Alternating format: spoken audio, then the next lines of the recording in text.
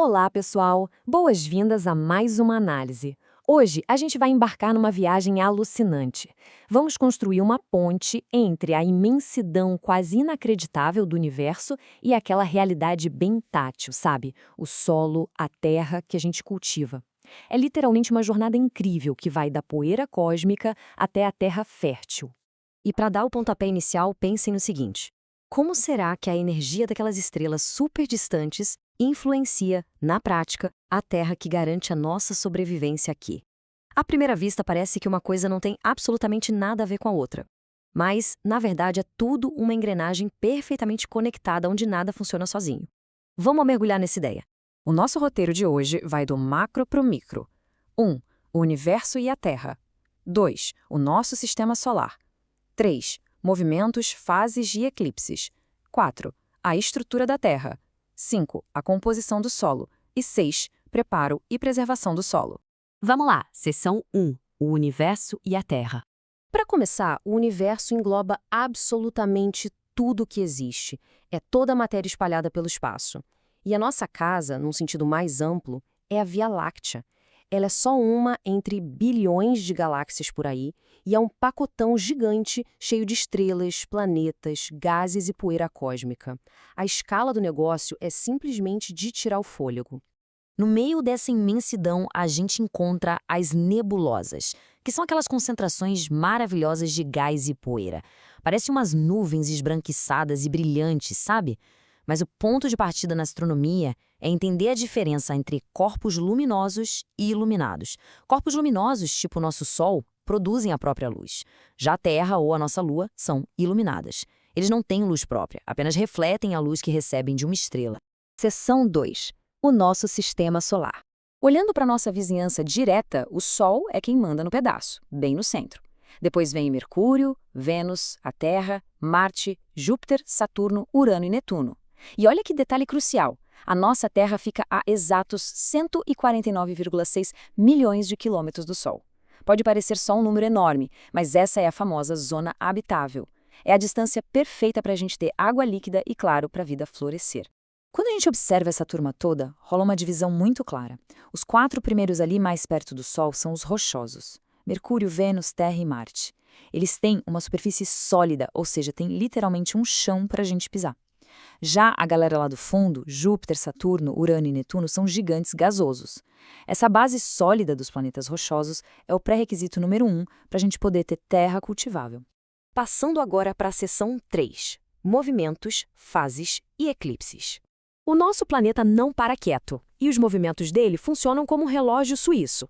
A rotação é a Terra girando em torno dela mesma, dura 24 horas e é o que nos dá os dias e as noites. Já a translação é a volta inteira ao redor do Sol, levando exatos 365 dias e 6 horas. Ah, e tem o pulo do gato. O eixo da Terra é inclinado. É essa inclinação combinada com a translação que cria as estações do ano. Sem isso, esquece qualquer tipo de ciclo agrícola. Além disso tudo, rola uma interação direta com a nossa Lua. Um eclipse, no fim das contas, é só o desaparecimento temporário de um astro. Penso assim, no eclipse da Lua, a Terra entra bem no meio, entre o Sol e a Lua, fazendo uma sombra nela. No eclipse do Sol, a brincadeira inverte. A Lua entra na frente e bloqueia a luz solar antes que ela chegue aqui. E vale o lembrete de sempre, né? Nunca, em hipótese alguma, olhe direto para um eclipse solar. Vamos descer um pouco mais? Seção 4. A estrutura da Terra. Imagina se a gente pudesse cortar a Terra ao meio. Lá no miolo, a milhares de quilômetros de profundidade, fica o núcleo. Por cima dele tem um manto imenso, cheio de magma, que é um material absurdamente quente e pastoso. Mais acima, flutuando na astenosfera, fica a litosfera, a camada sólida que é toda subdividida em placas tectônicas. É bem nessa casquinha superior da litosfera, a crosta terrestre, que as coisas acontecem e as rochas se formam.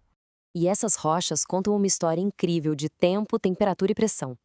Elas se dividem em 3 grandes grupos. Primeiro, as ígneas ou magmáticas, tipo o granito e o basalto, que nascem do resfriamento do próprio magma. Depois vem as sedimentares, como o arenito, que se formam bem devagarinho pela erosão de outras rochas, pela ação da chuva e do vento. E por fim as metamórficas, como o mármore, que são rochas antigas completamente transformadas depois de passarem por pressões e temperaturas brutais.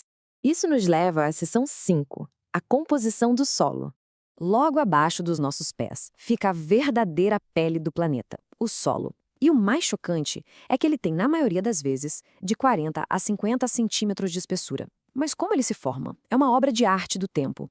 O calor do sol, o frio, a água da chuva batendo, tudo isso vai quebrando a chamada rocha matriz que fica ali embaixo. Ou seja, a terra em que a gente pisa é, na verdade, pura rocha moída ao longo das eras, até virar um lugar onde as raízes podem prosperar. Só que para esse solo ser bom de verdade para o plantio, precisa de uma receita quase matemática. O solo agrícola ideal tem que ter 60% de areia, que deixa a água escorrer bem. Aí entram 25% de argila, que, por ser menos permeável, é ótima para segurar um pouco dessa água para as plantas absorverem com calma. Completa a receita com 10% de humus, que é aquela matéria orgânica rica em decomposição, e 5% de calcário, para não deixar a terra ácida demais. Chegamos na reta final, seção 6. Preparo e preservação do solo. Cuidar desse solo exige lógica e técnica. Primeiro passo, a aragem. É usar arados para dar aquela afofada na terra, para o ar e a água entrarem fácil. Depois a gente controla a umidade, faz irrigação artificial se estiver seco ou usa a drenagem para tirar o excesso de água. E claro, tem a adubação. É hora de devolver para o solo aqueles nutrientes fundamentais, orgânicos ou químicos, tipo o nitrogênio, para evitar que a terra fique fraca. Mas olha, só extrair da terra não dá. Preservar é o segredo do sucesso a longo prazo. Tem técnicas de ouro aqui, como a calagem, que é quando se aplica calcário para baixar a acidez do solo e deixar as plantas absorverem os nutrientes direito. Outra sacada genial é a rotação de culturas. Ao alternar o que a gente planta a cada temporada, o solo não esgota sua química de uma vez só. E é aqui que toda essa nossa jornada intergaláctica fecha o círculo, na fotossíntese. A luz daquele corpo luminoso que está a 150 milhões de quilômetros de distância bate numa folha de uma planta ancorada nesse solo nutritivo que a gente acabou de ver. Ela pega essa luz cósmica, mistura com a água e o gás carbônico e produz oxigênio e glicose. Literalmente transforma a luz estelar em alimento com a ajuda da Terra. Bom, a gente viu hoje uma engenharia espetacular que vai desde a escala de bilhões de galáxias até uns poucos centímetros de Terra. Sabendo que o nosso planeta inteiro é só um grãozinho de poeira rodando no espaço, fica a grande pergunta para fechar a nossa análise. Que outros ciclos, rochas e solos super férteis esse universo imenso e inexplorado pode estar escondendo da gente? Fica aí essa reflexão que mostra o quanto a gente ainda tem para aprender. Valeu demais pela companhia e até a próxima!